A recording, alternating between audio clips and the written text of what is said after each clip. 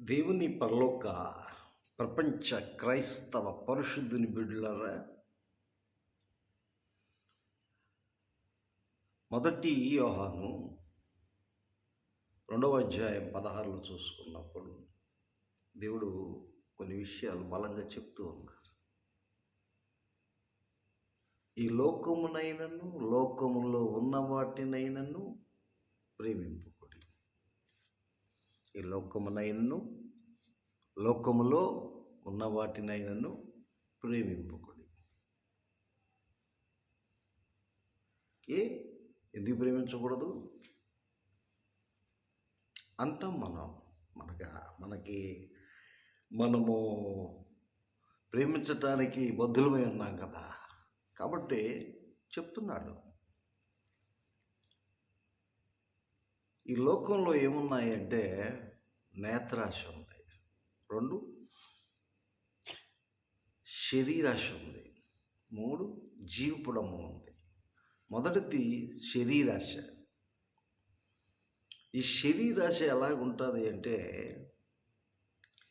సంసోను అనే ఒక గొప్ప నాజీరు చేయబడిన దేవుడి చేత ఏర్పరచబడిన బలమైన వాడు. తన బలము వెంట్రుకల్లో ఉంది, అది ఎవరికీ తెలియదు. ఫిలిష్తీయులను జయిస్తున్నాడు. మనం శరీరాశ కోసం శరీర ఆశ విషయంలో తెలుసుకుంటున్నాం. ఈ సంసోను ఒక దెలీలా అనబడే ఆమె దగ్గర చేరాడు. ఈ ఫిలిష్తీయులు ఇంత నీకు ఇస్తాం, ఒక 1100 నాణ్యాల దాకా ఇస్తాం, అతన్ని మాకు పట్టించు అన్నప్పుడు అలాగే వాళ్ళు సిద్ధపడ్డారు. ఈమె కూడా ఓకే అంది. అలాగడిగింది. ఒకసారి సంసోను వచ్చినప్పుడు తొళ్ళ మీద పెట్టుకుంది, తలని లాలిస్తుంది, బుజ్జగిస్తుంది, మైమరిపిస్తుంది, ఎంతగానో ప్రేమతో లాలన చేస్తుంది. ఆడవాళ్ళు లాలన చేయటంలో గొప్పవారు, ధీరులు. లాలన చేసి తన బలం ఎక్కడుందో తెలుసుకుంటానికి అతడు విసిగిపోయాడు.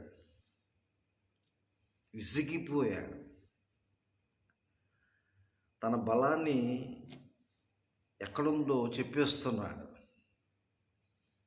నా వెంట్రుకలలో నా బలం ఉంది, అది క్షౌరం చేస్తే నేను మామూలు మనుషులే అయిపోతాను. అలాగా నిద్రమత్తులోనే ఆ తొడల మీదే లాలించింది.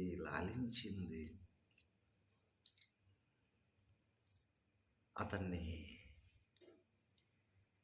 మైమరిపించి ఫిలిష్తీయుల్ని రమ్మని అతని వెంట్రుకల్ని తీయించేసింది, గురిగించేసింది. ఫిలిష్తీయులు నీ మీద పడుతున్నారు అన్నప్పుడు ఇతడు ఎదిరించుకుంటున్నాడు. అయిపోయింది, అయ్యగారి పని అయిపోయింది. 20 సంవత్సరాలు 30 సంవత్సరాల సీనియారిటీ, బలం, మందిరంలో, చర్చిలో దేవుని బలం ఏమైపోయింది? వెంట్రుకలు తీసేసిన వెంటనే మొత్తం పోయింది. విదిలించుకుంటున్నాడు. వాళ్ళని ఏదైనా జయించి వెళ్ళిపోతానని అనుకుంటున్నాడు, కానీ పట్టేసుకున్నారు.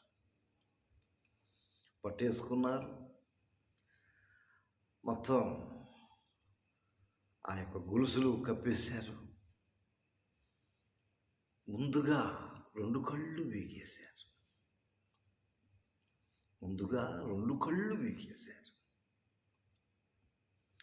దేవుని పరలోక ప్రపంచ క్రైస్తవ బిడ్డలారా, నీ సంపదలు ఎక్కడున్నాయో నువ్వు చెప్తావా? నీ బలం ఎక్కడుందో నువ్వు చెప్తావా? నీ ఆశీర్వాదం ఎక్కడుందో నువ్వు చెప్తావా? చెప్పేశాడు. తీసుకెళ్ళిపోయారు, చెరలో వేశారు, తిరగలు విసిరుస్తున్నారు. వాళ్ళ యొక్క దేవత ఫెస్టివల్ వచ్చేసింది, అక్కడికి తీసుకొచ్చారు. 2 స్తంభాల మధ్య నిల్చోబెట్టారు. అడుగుతున్నాడు దేవుణ్ణి, అయ్యా ఈ ఒక్కసారి నీ బలం నాకు దయచేయి, ఒక్కసారి నా కక్ష తీర్చుకుంటాను. అలాగే దేవుడు ఇచ్చాడు. ఆ 2 స్తంభాలను పట్టుకొని పట్ట పట్ట పట్ట పట్ట పట్ట పెకిలించి వేశాడు. ఆ గుళ్ళో ఉన్న 3,000 మందితో ఈయన కూడా చనిపోయాడు. బలమైనటువంటి పాము చలిచీమల చేతిలో చచ్చెరా. మీకు అదే చెప్తున్నాను. శరీరాశ వలన ఎంతోమంది గొడ్డలి ఈటుకు చచ్చిపోయారు. కొంతమంది మందుపిడి చంపేశారు, రకరకాలుగా. అందుకే మీకా గ్రంథంలో చెప్తున్నాడు, కౌకిటిలో ఉన్నదానికి నీ సీక్రెట్, నీ పెదవుల ద్వారం కాపు పెట్టుకోరు, కాపు పెట్టు, లేకపోతే ప్రాణాలు పోతాయి, ప్రాణాలు పోతాయి, ప్రాణాలు పోతాయి. శరీరాశ తన జీవితాన్ని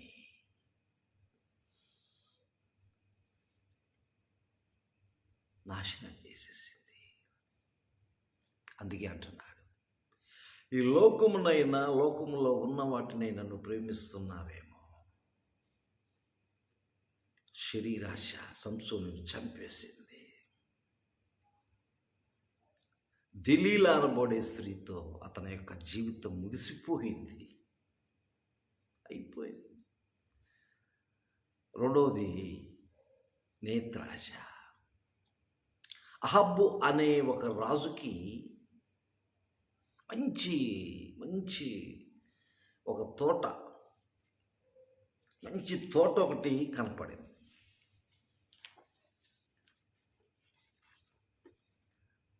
ఈ మాటలు మనకి మొదటి రాజులు 21వ అధ్యాయం మనం వచ్చి చూసినప్పుడు నాబోతు యొక్క మంచి మొక్క, చెక్క, పొలం ఆయన నగరను ఆనుకొని ఉంది.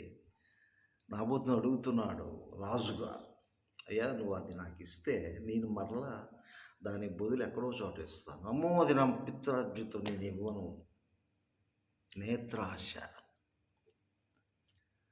నాబోతుని అడిగాడు, ఇవ్వలేదు. వెళ్ళిపోయి ఇంట్లో రాజుగారు మంచం మీద మునగడ తీసుకుని పండుకున్నాడు. తన భార్య అయిన యెజబెల్ వచ్చి, ఏంటి నేను నాబోతుని నాకు మంచి మొక్కలు వేసుకుంటాను ఇమ్మని అడిగాను, తన పొలాన్ని ఇంకొక మంచిది ఇస్తానులే అని చెప్పాను, కానీ వినలేదు. ఓహో అంతే కదా, మన ఆడవాళ్ళకు ధైర్యం ఎక్కువ కదా. యెజబెల్ ఏం చేసిందంటే తన భార్య రాని 3 సాక్షులను పెట్టి రాజు మీద నెపం చేశాడని ఒక చిట్టి రాసి పంపించింది. వాళ్ళు అక్కడ 3 సాక్షులు పెట్టి ఈ నాబోతు రాజుగారిని ఏదో అన్నాడని చెప్పి రాళ్ళు పెట్టి కొట్టి చంపేశారు. దేవుని పరలోక ప్రపంచ క్రైస్తవ బిడ్డలారా, మనము నేత్రాశలో కూడా ఎన్నో వేదనలు ఉంటాయి. నేత్రాశలో కూడా మనల్ని వేదన పరిచే విధంగా ఉంటుంది. కాబట్టి ఒక ఉన్నతమైనటువంటి దైవ సేవకుడు వచ్చేసాడు, ఏలియా.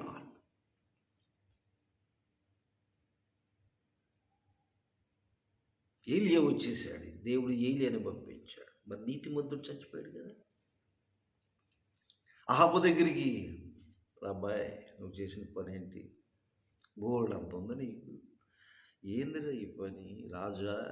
రాజులు, ప్రధానులు, మంత్రులు తప్పులు చేస్తారు. వారికి ఎన్నున్నా సరే ఏదో ఒక తప్పు చేయాలని దురదాశ.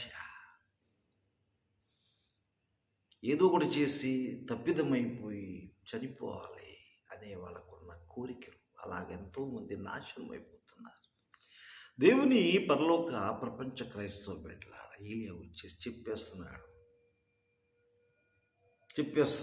ఎక్కడైతే నాబోతు రక్తాన్ని కుక్కలు నాకాయో, యెజెబెలు నీ రక్తం కూడా అక్కడే. అహబ్బో తర్వాత యెజెబెలు అలాగే చనిపోయింది, కుక్కలు నాకే రక్తాన్ని. కానీ అహబ్ మాత్రం ఏం చేశాడంటే ఉపవాసం చేశాడు. దేవునికి భయపడి ఉపవాసం చేశాడు. దేవుడు అడుగుతున్నాడు, చూసావా ఎలియా, అహబు నాకు భయపడి ఉపవాసం చేస్తున్నాడు, ఇతని కాలంలో కాకుండా తన పిల్లల మీదకి ఇది రప్పిస్తాను అన్నాడు. దేవుని పరలోక ప్రపంచ క్రైస్తవ బిడ్డలారా, అలాగే అహబ్బు యొక్క 70 మంది పిల్లలు తలను తీసేసి బొట్టులో పెట్టి తీసుకొచ్చారు రాజనగరకి. ఎందుకు మీకు చెప్తున్నానంటే, శరీరాశిలో సంసోను చనిపోయాడు, నేత్రాశిలో అహబ్బు చనిపోయాడు, యెజెబెలు కూడా చనిపోయింది. ఒక్క నీతిమంతుని ప్రాణము తీయటం ఆ దేశానికి అరిష్టం, ఆ గ్రామానికి అరిష్టం. అక్కడ పంటలు పండవు. చాలామంది అనుకుంటా ఉంటారు, నేను ఏదో చేసేస్తున్నాను, ఎన్నెన్నో చేశాను, ప్రాణం తీసేస్తున్నాను, రకరకాలుగా చేసేస్తున్నాను అనుకుంటారు. కానీ దేవుని ఆశీర్వచనాన్ని పాడు చేసుకుంటున్నారు. మూడవది జీవపుడంబం. ఈ జీవపుడంబం గురించి మీకు చెప్పాల్సిన అవసరం లేదు. మాకు అది ఉంది, ఇది ఉంది, అలా ఉంది, ఇలా ఉంది, ఈ బంగారం ఉంది, ఈ వెండి ఉంది, పెట్టవు దొరలాగా అన్నీ చెప్పుకుంటా ఉంటాం. లేకపోయినా సరే ఉన్నదని చెప్పుకుంటాం. నీ జీవపుడము నిన్ను పతనం చేస్తుంది, నీ శరీరాశి నిన్ను పతనం చేస్తుంది, నీ యొక్క నేత్రాశ నిన్ను పతనం చేస్తుంది, నీ జీవపుడము నిన్ను పతనం చేస్తుంది. ఈ మూడు కూడా నీ భక్తిని పాడు చేస్తున్నాయి. ఈ లోకంలో ఈ మూడు నిన్ను ఏళ్తున్నాయి. అరికాల నుంచి నన్నెత్తి వరకు శరీరాశ, నేత్రాశ, జీవపుడము, ఈ మూడు నిన్ను వేలి నిన్ను పతనం చేస్తున్నాయి, నీ భక్తిని పాడు చేస్తున్నాయి. దేవుని సన్నిధిలో ఉండవలసిన నీవు నరకానికి వెళ్ళబోతున్నావు. మారు, ఇప్పటికైనా మారు. దేవునిలో బలపడు, దేవుని శక్తిలో బలపడు, దేవుని కృపలో బలపడు. ఇవి తండ్రి వల్ల పుట్టినవి కావు, సాతాను క్రియలు. ఈ సాతానికి నువ్వు లొంగిపోతున్నావే, మారు. ప్రభు నిన్ను నీ కుటుంబం బలంగా దీవించి ఆశీర్వదించి పరలోక మహిమలోకి నడిపించునుగాక. Amen, amen, amen. God bless you.